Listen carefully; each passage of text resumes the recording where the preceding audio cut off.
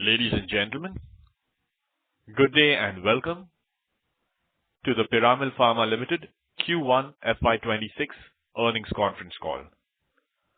As a reminder, all participant lines will be in the listen-only mode, and there will be an opportunity for you to ask questions after the presentation concludes. Should you need assistance during the call, please signal an operator by pressing star, then 0 on your touchtone phone. I now hand the conference over to Mr. Gagan Borana. Thank you, and over to you, sir. Thank you, Rayo. Good morning, everyone. I welcome you all to our post-results earnings conference call to discuss our Q1 FY26 results. Our results material have been uploaded on our website, and you may like to download them and refer during the discussion. The discussion today may include some forward-looking statements, and these must be viewed in conjunction with the risks that our business faces. On the call today, we have with us our chairperson, Ms. Nandini Piramal, our CEO of Global Pharma, Mr. Peter DeYoung, and our CFO, Mr. Vivek Valsaraj. With that, I would like to hand over the call to Ms. Nandini Piramal to share her thoughts. Good day, everyone, and thank you for joining us today for our post-results earnings call. The quarter was broadly in line with the guidance we shared for FY26 in our last quarterly call in the month of May. While there may be some lumpiness in our sales between the quarters due to the nature of the CDMO contracts and timing of institutional orders in the CHG business, we believe we're largely on track for meeting our full-year FY26 guidance of mid-single-digit revenue growth with mid-teen EBITDA margin and YOY growth in net profits.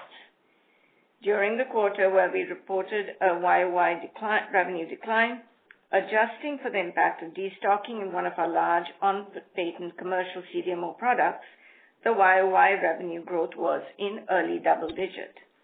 Our CDMO base business, adjusting for inventory destocking, delivered mid-teen revenue growth during the quarter, accompanied by improvement in EBITDA margins, mainly driven by our overseas sites.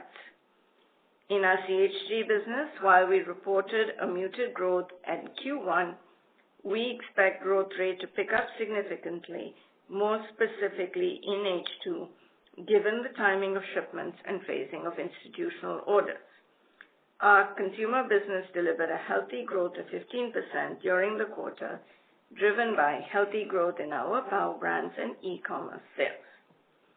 Lower interest costs due to reduction in interest rates and lower effective tax rate helped us deliver 8% YOY growth in our net profits for the quarter. On quality and compliance, we successfully maintained our best-in-class track record of zero OAIs since 2011. This quarter, we successfully closed the US FDA inspections at our Aurora facility in Canada without any observations. We also got the US FDA approval for our Digwal facility as sevoflurane API and finished product manufacturing site for both human and veterinary use. On the sustainability front, we continue to make steady progress in multiple areas, including water and waste management, afforestation, renewable energy adoption, diversity inclusion, human rights, and occupational health and safety. These initiatives are beginning to show tangible results and reflecting in meaningful improvements in our ESG scores by external agencies.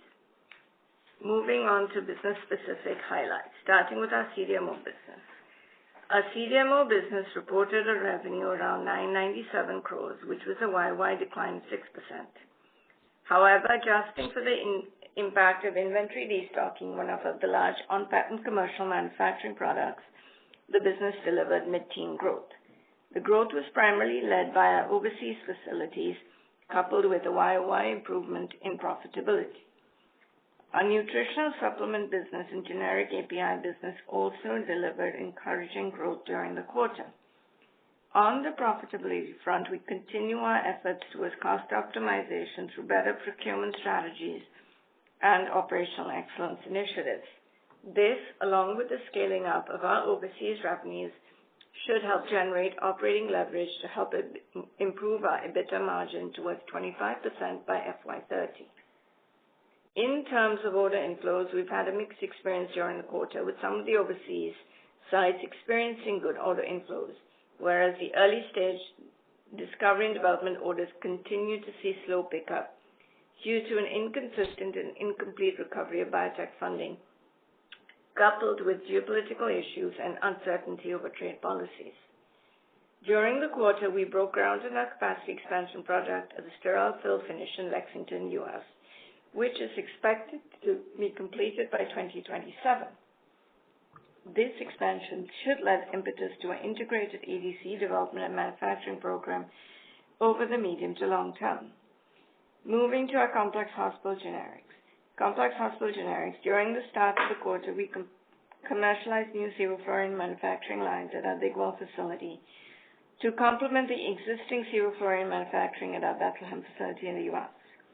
These new sevoflurane manufacturing lines at our Digwell facility should be catering to the emerging markets, SU-US. We have already started seeing a good pickup in our inhalation anesthesia sales in some of the emerging markets and expect this momentum to continue going forward as well. We did see some slower revenue booking in our key markets in Q1. That's largely due to phasing that's more skewed to the later part of the year. In injectable anesthesia and pain management segment, our strategic initiatives aimed at mitigating supply limitations are advancing as scheduled, with benefits expected from FY 2027 onward. On the specialty and differentiated product portfolio front, during the quarter, we launched Neoatricon in select EU markets. We expect to launch in more markets during the rest of the year. The initial response has been good. Moving on to our consumer healthcare business. Our PCH business delivered a healthy growth of 15% during the quarter. This was primarily led by an 18% growth in our power brands and a 41% growth in our e-commerce business. We launched 7 new products and SKUs during the quarter. We continue to invest in media and trade spends to boost the growth of our power brands along with improvements in profitability metrics. Our power brands grew 18% during the quarter and contributed 49% of the total consumer healthcare sales. Brands such as Little CIR and iRange were amongst the key drivers of growth. The iRange experienced muted growth last year following the regulatory price control on IPO. With this impact already in the base, it is witnessing a healthy recovery in the current financial year. Our sales on e-commerce platforms continue to demonstrate strong traction coupled with an improvement in profitability. It grew 41% during the quarter, contributing to 23% of PCH sales versus 19% in Q1 FY25. Summarizing the quarter, our CDMO business, excluding the impact of destocking, delivered good mid-teen growth with YY improvement in our EBITDA margin, primarily led by better performance in our overseas sites. Our CHG business is also tracking well, with healthy demand in inhalation anesthesia complemented by on-time capacity expansion. This should start reflecting coming quarters, especially H2, given the timing of shipments and the phasing of institutional orders. Our consumer business continues to grow in line with our expectations, led by the power brands and e-commerce sales. We remain on track to deliver FY26 and FY27 guidance and further meet our FY30 aspiration to become a $2 billion revenue company with a 25% EBITDA margin, high teen ROCE. With this, I'd like to open the floor for Q&A. Thank you very much. We will now begin the question and answer session. Anyone who wishes to ask questions may press star and 1 on their touchtone telephone. If you wish to remove yourself from the question queue, you may press star and 2.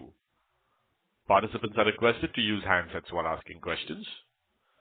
Ladies and gentlemen, we will wait for a moment while the question queue assembles.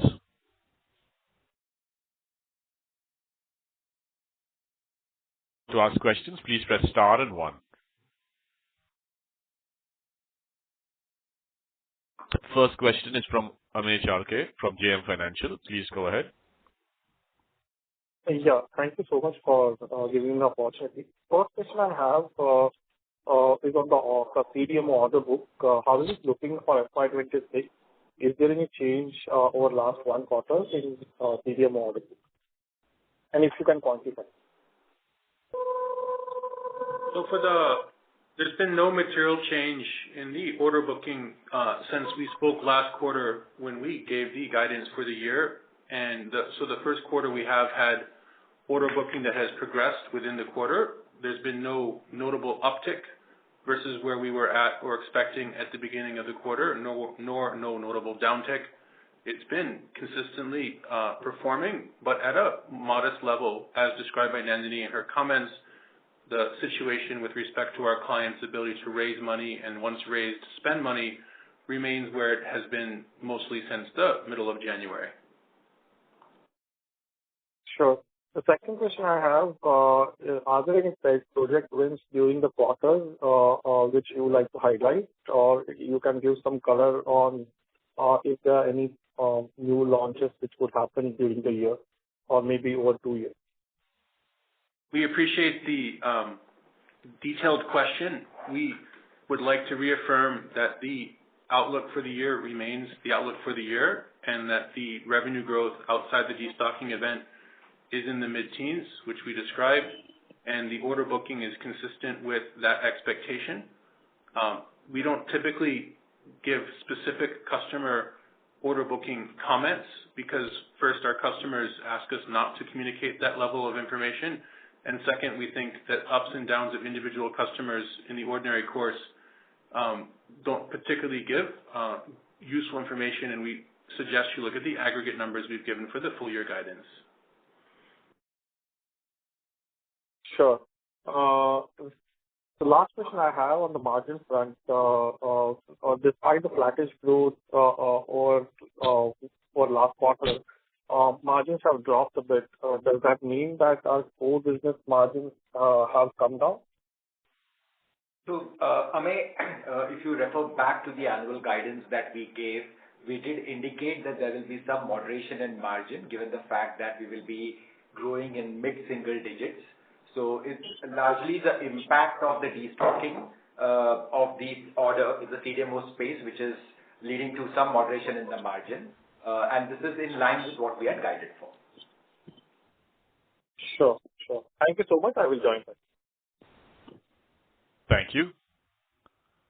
Next question is from Abdul Kader Puranwala from ICICI Securities. Please go ahead. Yeah, hi. Thank you for the opportunity. My first question is with regards to the impact of this large innovative product. Could you help us understand that, is there any particular quarter where the sales of this product would be higher during the last year, or it was, kind of evenly spread? Because the reason why I ask you is that your quarterly numbers kind of fluctuate, every time. So any color on this lumpiness along with some indication on the last product would be helpful. So I'll comment and Vivek can add in anything further. The first is that last year we had the benefit of that large product reasonably evenly spread throughout the year. This year, as we guided when we laid out our expectations for the year ahead, which we're currently in, we do not get that benefit. I think the only additional point I would mention is that Q1 for us in the fiscal year is typically a softer quarter. And so when you take away a large profitable base business across all months in a traditionally soft quarter, you can see a more profound impact on operating leverage, which would be showing up in the numbers. And also to reiterate, Abdul, that H2 continues to be bigger than H1 for us as it has been in the past, probably more prominently this year, given the fact that even CHG business, we did see some slowdown in quarter one, but we do expect the growth to recover more specifically in H2. Understood, sir. And so my next question is with regards to your investment in ADCs. So I understand you're investing $19 million at your Lexington and Riverview facility. But in terms of, the revenue trajectory or the order outflow to happen, when exactly do you see this opportunity kind of playing out for you? So the ADC opportunity, the largest contributor to the revenue in that is our conjugation facility in Grangemouth, UK. It is supported through the Lexington fill finish, the Riverview linker payload, and the Hyderabad/Yapan MAB. So from an overall growth perspective, this is a rapidly growing business for us, and it's contributing a lot to what we show in our it's one of the big contributors in what we call the differentiated offerings bucket. So if you look at our full package we shared with our annual report, you can see the multi-year trend in differentiated products is a demonstration of growth. Now, just one clarification, the expansion that we announced at Lexington and Riverview, the linker payload at Riverview is entirely and only dedicated to ADCs. However, the expansion at Lexington has multiple benefits. The first is it's onshore containment-oriented fill finish for any purpose, and we see significant and strong demand for that. The second is its onshore capacity in an environment where people are looking for U.S.-based production for drug product, and we are benefiting from that. The third is exactly what you mentioned, which is the linkages with ADCs in an integrated offering, which we will also benefit from. And so we actually see three reasons behind the overall growth in terms of the Lexington, and ADC is only, let's say, one of those three in that example, and we're expecting and should see growth in the Lexington business for that purpose. And I just want to reiterate another point that was covered in Nandini's comments, which is a lot of our growth so far this year has been in our overseas facilities. Oh, fair enough. Thanks for that detailed explanation. But just, Peter, to understand, I mean, when we are calling out our 2030 guidance of achieving close to $2 billion of revenue, is ADC also factored into that guidance? Absolutely. If you want a longer answer, we can give it, but the short answer is yes. Understood, sir. And just lastly on the margin outlook, so we are maintaining the low teen margin guidance, what we have given previously? Yes, we're sticking by our FY26 guidance, and we're on track for that. Got it, ma'am. Thank you. Thank you. Next question is from Shyam Srinivasan from Goldman Sachs. Please go ahead. Yeah, good morning. Thank you for taking my question. Just on the commentary around the overseas sites, if you could help us quantify or give some direct qualitative sense on the utilization improvement, which are the sites where we have seen additional demand come through. So just some qualitative color or even quantitative color on those overseas sites, please. What's nice is that it's actually, we've seen strength in our UK sites, both of them in terms of, I guess you could call revenues or proxy for utilization, and also in, I guess, a significant number of our North American sites. And so what's nice is that it's not a single site and it's not a single country. It's actually across three countries we're seeing the growth, the Canada, the US, and the UK.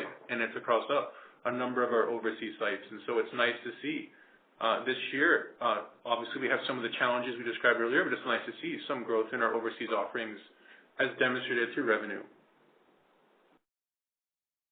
Okay, and is this, Peter, the biggest driver for the CDMO margins improving, like X of whatever the destocking? Is that the key driver of improvement in margins? Yes. Yes, it is, and the balanced growth, I think, again helps us overall. So just to give further color, is we've described the tremendous benefits or detriments of higher or lower revenue in our overseas sites, which are, many of them are on the smaller side. And so the operating leverage impact is significant. And so when we have these improvements, that helps. And I think the second one, which you may notice, is the EBITDA, the PAT conversion ratio.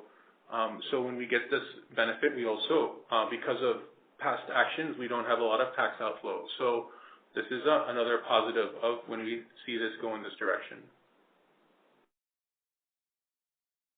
Okay, thank you. Second question, just trying to decode the mid-teen growth in the CDMO business, excluding the one-off, right? So, did we have any sales of this number one product for us in the quarter, or it was like nothing? We did not expect, anticipate, or communicate an expectation around any sales in the quarter, and we did not have any. Okay, so we can say base had that number and nothing this quarter. So when I do a simple math of assuming 15%, so that product comes to close to 20% of your CDMO revenues. Is that how we should look at it?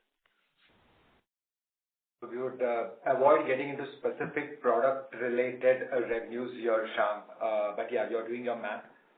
We would avoid speaking about specific revenue concentrations. Got it. And my last follow-up on this one is anything. I know these are lumpy, and we have guided for fiscal 26, but is there any early indications, Peter and team, to see that this product should come back 27? There are some competitors as well, which are, we can see through export data, some of them are shipping it. So if you could help us understand the landscape, I don't want a quantitative number from you, more from a qualitative or a comfort that this product probably comes back. We don't give specific level guidance, and our customers request us not to do that. I would just give one qualitative comment, which we remain the primary supplier for the U.S. market. And we expect that when the destocking has completed, that orders will resume, but it remains the choice of our customer, not ourselves, and we look forward to their future decisions. Helpful. Thank you. And last question is on the CHE business. So the growth starting from quarter 2, which you have telegraphed, what is driving it? Is it more emerging market? Is there been any issues in our US market in terms of market shares or something that has also led to slow down this quarter, which could correct? So any directions here on CHE? Thank you. We would anticipate a lot of the growth coming from the existing inhalation, injectable pain, and intrathecal business franchises. We do have some additional sales expected in the second half, and we would see a meaningful part of that being in our ex-US markets for the growth as we look at the difference between, let's say, the last year and this year. That does not change from what we communicated when we discussed the guidance for the full year. It's just that it's not all happening in the beginning. It'll happen more back-ended. Thank you. Thank you, Peter. Thank you. Next question is from Maitri Sheth from Choice Institutional Equities. Please go ahead. Hi, thank you for the opportunity. Just one question on the gross margin side. Our gross margins have largely remained in the 62 to 64% range, 65% range for the last 2-3 years. So can we expect to see some improvement there if you could quantify that? So at the current levels, gross margins are expected to remain in the range of 64 to 65%. But as the quantum of on-patent commercial products and our innovation work goes up, we do expect some improvement in the years ahead. At this stage in the midterm, it would remain at this. Okay, that's it. Thank you. Thank you. Before we take the next question, a reminder to participants that you may press star and 1 to join the question queue. The next question is from Matangi from Motilal Oswal. Please go ahead. Hi, am I audible? Yes, go ahead. I understand that there are many new SKUs that have been launched. I'd just like to understand what are the break-even timelines for this and if we expect any execution risks. And this is for this PCH business, the consumer healthcare business? Yes, all of them across. No, so the SKUs were launched in the consumer healthcare business. The business itself is actually making an EBITDA profit, and that's what we continue to expect, that we will improve profitability as we get to scale. But I can't give you on a brand by brand or SKU level break even, but the business as a whole is EBITDA profitable. Understood. Okay. My next question is about the customer concentration risk here. So are we taking any steps to reduce customer concentration in the CDMO segment, or do we not expect this destocking issue to resurface? So I'll give you 2 parts to this. The first is that in the innovator CDMO business, when new launches happen, and I think we discussed this when we did communicate the guidance last year, is that a typical move after a launch happens from an innovator customer is to evaluate stock position versus the amount of inventory they bought for the best case scenario. And so you do see from time to time in us and our competitors, these events do happen. And so with any given new launch, you can expect at some point in time there could be such an event. This one was more pronounced because it was our largest customer product relationship, and so obviously it had a big impact. As a group, we decided when the orders came to take them because it was better to have them than to not have them. But we also identified in our risk committee, for obvious reasons as you described, that there is customer concentration risk. There is significant efforts underway before and also now to add new business to the site and to the business so that we can reduce that reliance. And that's part of what's driving, with Nandini's comments, the 15% growth that we're seeing across all of the business aside from this specific customer product combination. And so, yes, we recognize the risk. Yes, we took the business. And yes, we're just taking efforts and seeing some benefits from, but not yet enough of our efforts to diversify. Understood. I just have one last question. I understand that operations are quite dependent on the US FDA inspections. I'd like to know if you expect any new trade and regulatory policies and tariff risks in the US. I think we've maintained a successful zero OAI status since 2011. I think we're pretty confident of quality standards and audit-facing inspections. However, I think on trade and tariffs, I think there is uncertainty, and I wouldn't want to comment on that. Understood. Thank you so much. Thank you. The next question is from Madhav from Fidelity. Please go ahead. Hi, good morning. Thank you so much for your time. Just wanted to understand that for the large on-patent supply which is going through a destocking, how is that product doing in the end market? Does it continue to grow in the double digits for the end market sales for that product? Like, if you could share some color so we can have a sense in terms of the ability of our supplies to recover, once the destocking is over. I would encourage you to look at equity analyst coverage of that company or public filings from that company, both of which could answer your question, or even newspaper articles about that company, all of which would show it's a growing product. But you can do that. So that actually indicates it's growing at 15-20%. So, I mean, I just wanted to confirm with you that once the destocking is over, this should come back for us in a good way, right? I mean, that's what I would encourage you to do another pass at that. You may see a higher number. And even some of the analysts on this call, their firms cover this. So I think you can pull it down, but I think it would be better than that number. But I would suggest you look at your own primary sources. Oh, okay. And how is the conversation with this client? How much time do they expect the supplies to come back, or is it something which is more wait and watch at this point? We talk to them nearly every day, and we will await for their decision once the stocking levels have come down to their target level. Understood. And just a second question on the CHG business. I think we had added a fair bit of capacity, and we were quite sort of positive on scale up here. So should we take the softer growth in Q1 more as just like you've flagged some timing of shipment issues, etc.? So on a full year basis, can this business grow in the double digits for us? Yes, I think we stand by our guidance overall as with the CHG business achieving, it's sort of it's in track for achieving the FY30 goals. So yes. No, I understand, but I'm saying that can the CHG business with all the new capacity and the ex-US markets we're targeting, can it grow in double digits this year despite the softer Q1? Yes. Okay. If you remember last year, we did a stronger Q1 than what some of you all thought we would do, and you asked us if we would raise the guidance, and we encouraged you to look at the full year numbers. This year we have it in the other direction, and we again encourage you to look at our full year numbers. Yeah. No, I understand that. Great. Thank you.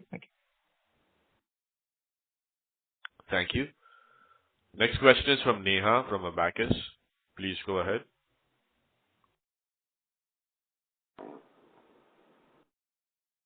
Neha from Abacus, you may go ahead with the question.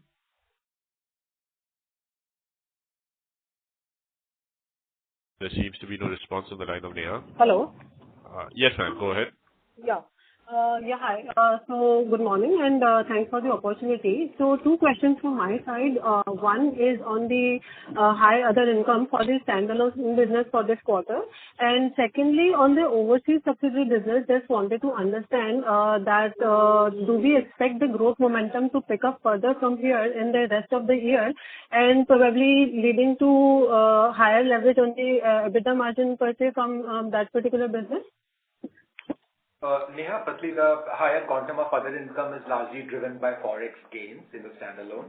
And secondly, we've guided for our overseas facilities to pick up growth momentum for the full year. And yes, we've seen that in quarter one, and we do expect that momentum to continue in the subsequent quarters as well. Understood. Thank you. Thank you. Next question is from Tushar Manudhane from Motilal Oswal Financial Services. Please go ahead. Yeah, thanks for the opportunity, sir. So firstly, on the other expenses, it's been decent decrease from almost 620 crores in 4Q to 500. So how to think about this maybe for a full year 26 and 27 in terms of operational efficiencies, sort of reducing the cost or rationalizing the cost?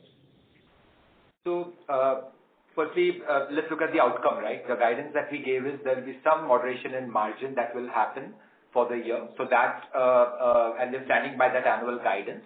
And having said that, we continue to look at optimizing cost efficiencies through a program that we run within the organization, which is looking at all levers, whether it's sourcing cost, yields, efficiencies, and general OpEx as well.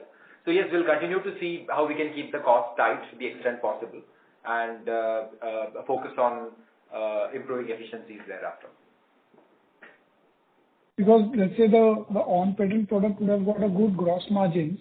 So probably your guidance for FY26 EBITDA margin is to do with the reduction in the business of that on-patent molecule. But I was more trying to understand on the operational cost below gross margin.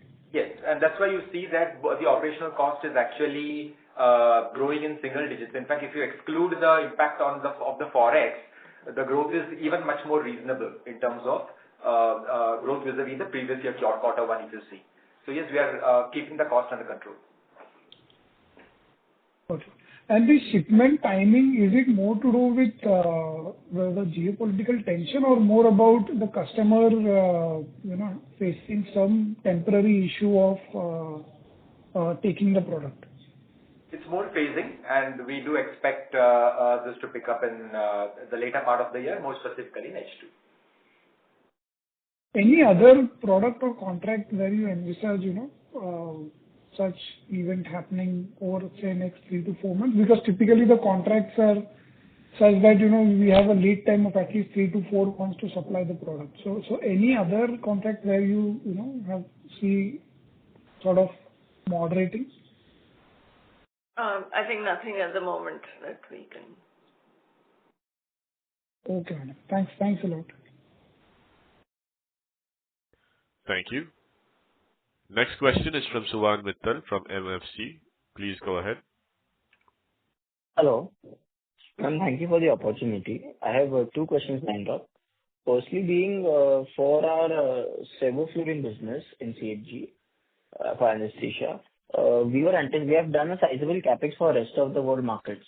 So do we expect any double-digit growth this financial year? And if yes, do we expect a sizable contribution because of the rest of world business, ROW?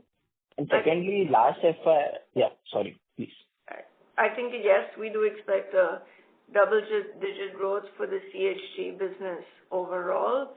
And yes, some part of it will come from the rest of the world business as the site continues to scale up. And but this is it won't all be in one quarter. And just for further clarity, while we had it's a do and tell for India, and that portion of the supply from India to India can happen. A lot of the ROW do require a certain amount of stability data and a certain filing time frame. And so as those individual markets complete their steps, we can start serving them from this site. But that will be an over-the-year time frame, not a light switch. But yes, correct, we are able to do that out of India for India, and we'll expect ROW to come in line country by country as an additional supply source over the year. Okay. And then the second question being, in the last affair, we had maintained an EBITDA margin upwards of 20% for 3 quarters at least. So if you could just reconfirm, was it because of the large customer we were having? Sorry, when you say EBITDA margin excess of 20%, which segment are you referring to?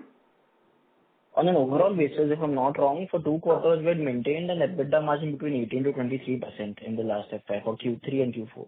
No. So if you look at even our annual full year margins, we were at 17%. Not annual, on a quarterly basis. On a quarterly basis, we never had EBITDA margins. Only in quarter 4, we had EBITDA margins of close to 22%. Otherwise, our margins have always been less than 20%. Yeah. Are you referring to the standalone? Then standalone, yes, the margins have been. Standalone, yes. Yeah, standalone margins have been in that 20%, yes. For standalone basis, you could confirm, is it because of the large customer we were having in the CDMO business? The standalone margins, yes.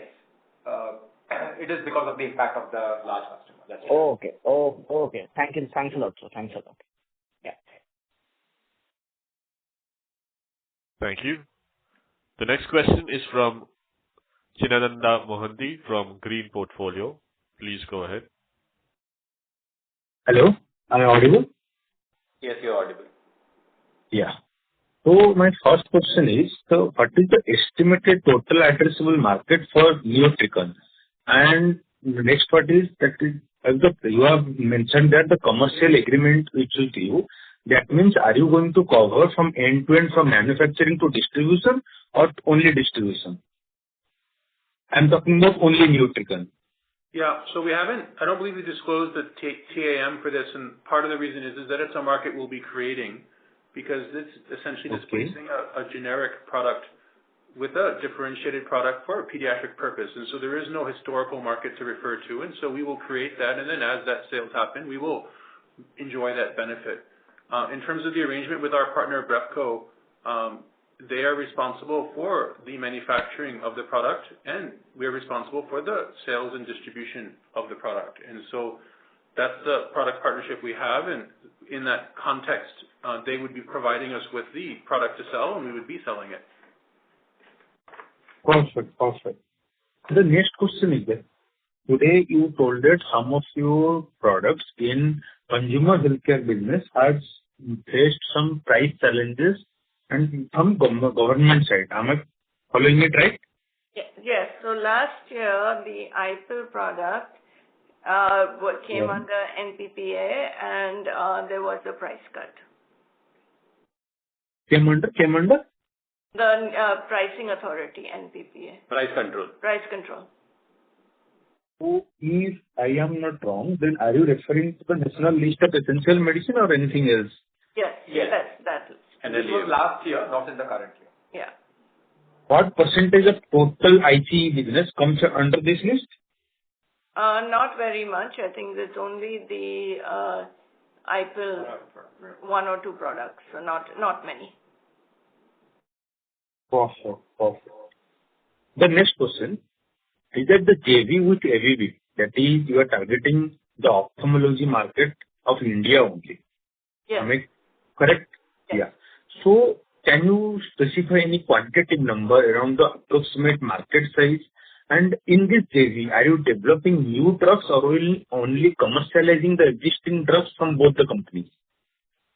So, firstly, our JV partner and us together are responsible for manufacturing and distributing products for the India market.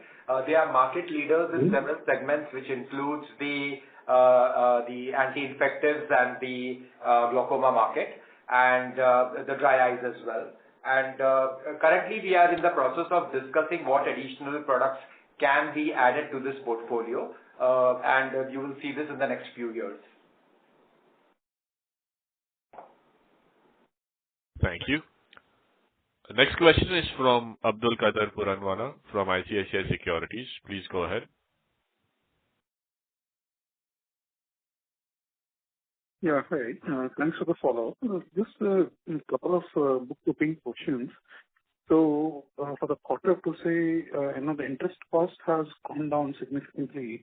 If you could like to highlight, what is creating this kind of a cost saving there, and for the full year, any color on, how should we model the tax rate for this year?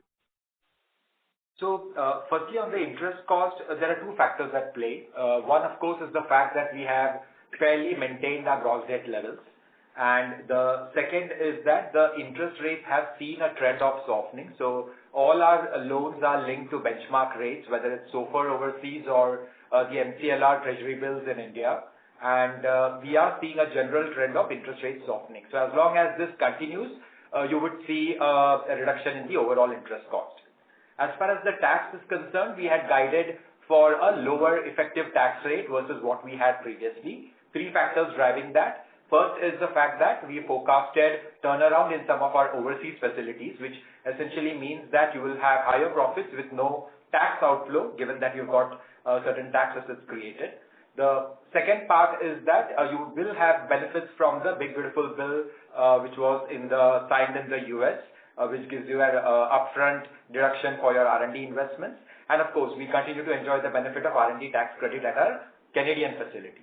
So those are some of the reasons we will see a lower effective tax rate. Having said that, I'm not giving a specific number because this depends upon the mix between India and overseas. So you will definitely have it lower, and it depends upon the overall mix that the effective tax rate will pan out. Got it, sir. Thank you. Thank you.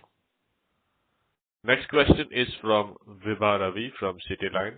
Please go ahead. Hi, this is Vibha from Sightline. I just had two broad level questions. One is that you have called out prolonged decision making by emerging biotechs in your presentation. So would you have some idea if this is in part driven by the uncertainty as to where the US tariffs will land? And is there, since you haven't a ear to the ground, in your conversations, do you find that China is more and more out of the reckoning due to geopolitical concern? So I think, Vibha, the first thing I would say is that funding for biotechs overall has been inconsistent over the year, and it's not necessarily only related to tariffs. It would be things like the, approval timelines. It would be things like fundraising, and it would be things like interest rates and venture capital funding overall. So I think those would be the biggest reasons rather than tariffs. And two, I don't think I really want to comment on China.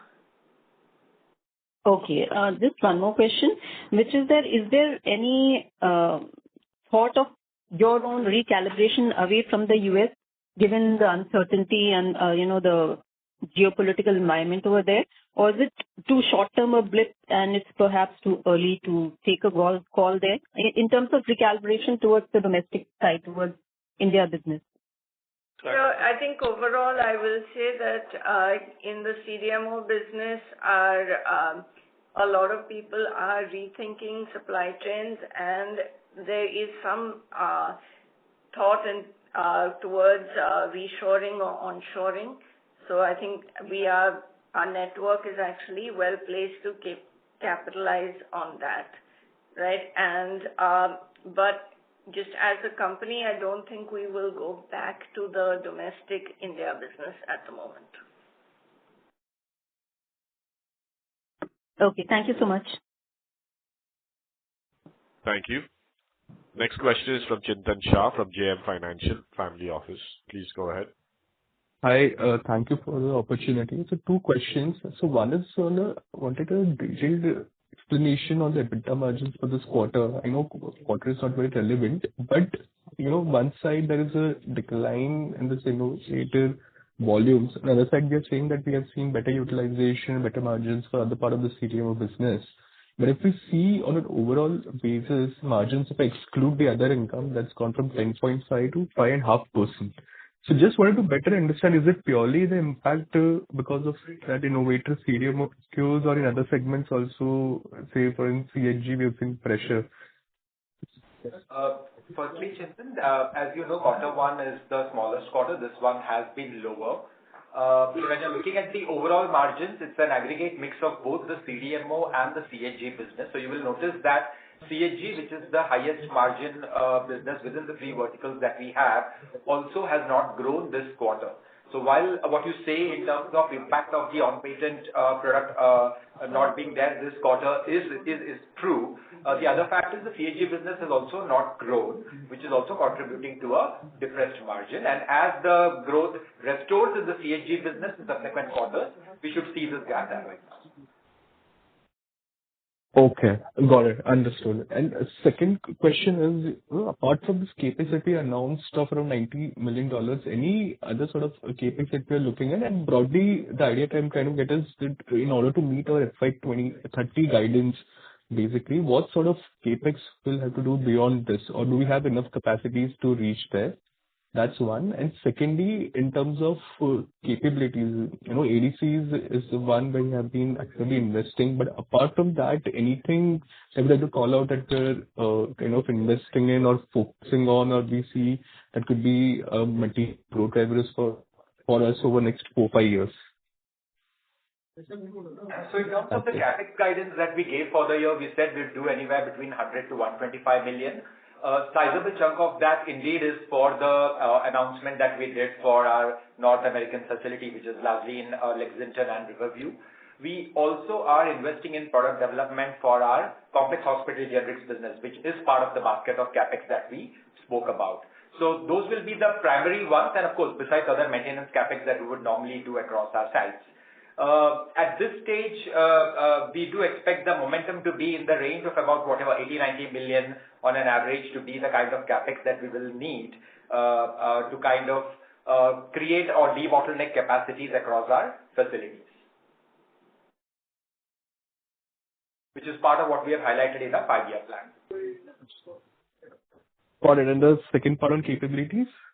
On the overall capability point, we've looked at what we have and what we think the market requires, and at least our guidance from particularly in the area of the CDMO is that we're looking to add capacities at our existing facilities as opposed to adding new facilities with new capabilities. This is our primary area of investment for the CDMO.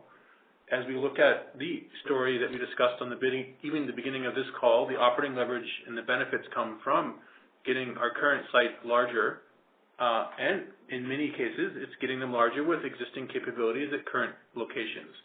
And we believe that that's a more effective deployment of capital strategy, especially in the short and medium term. We'll obviously look opportunistically in the medium to long term for other capabilities or geographies for existing capabilities, but at the moment, it's primarily brownfield organic. Okay, got it. Understood. That was very helpful. Thank you. Thank you. The next question is from Harith Ahmed from Avendus Spark. Please go ahead.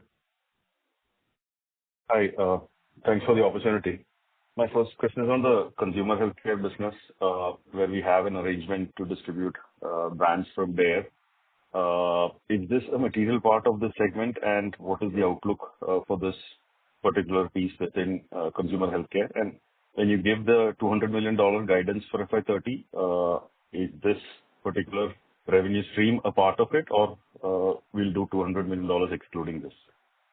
I think it's 35% of the business currently, I think, or close. 40%. 40% part of the business currently, but overall it's doing well. It grew in double digits this year, and we fully expect this arrangement to continue. Okay. Thanks for that. My second question is around the profitability at some of our overseas facilities.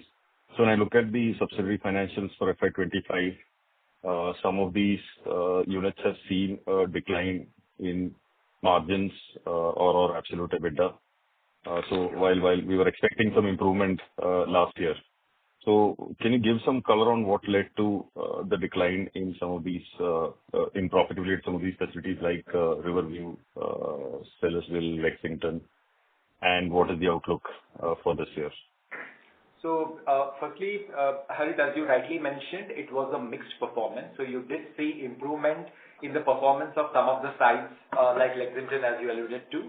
And yes, some sites did see a slightly lower margin or a decline in margin. This is a mix of both some clinical attrition or lower orders as a result of the ongoing biotech funding inconsistencies that we have been seeing. Having said that, I think it's important that we've spoken about seeing an improvement of this in FY26. and several of the sites we are working towards ensuring that their execution and deliveries are improving, and thereafter the order book is also moving in the right direction. So yes, we did have a mixed year last year, and we are working towards improving performance of some of the overseas sites, the traction of which we have seen in quarter one, and hopefully we should continue that in the quarters ahead. Okay, thanks. Last one. Given the slightly muted overall margins that we are expecting for the year and the CapEx visibility that we have, is there any guidance that you can give on the net debt levels, what we are expecting towards the end of FY26? So currently we are at 2.6 net debt to EBITDA levels. And given the fact that we've announced capex of close to 100 to 125 million, that is the plan for the year, we will see some increase in this levels. But eventually we stand by the long-term guidance of bringing it down to 1 net debt to EBITDA of 1 level by FY30. So you'll see some temporary spike that may happen in FY26. All right. That's all from my side. Thank you for taking my question. Thank you very much. That was the last question in queue. I would now like to hand the conference over to Mr. Gagan Borana for closing comments. Thank you very much.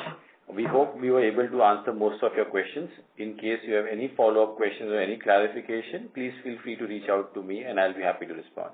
Thank you and have a good day. Thank you very much. On behalf of Piramal Pharma Limited, that concludes the conference. Thank you for joining us, ladies and gentlemen.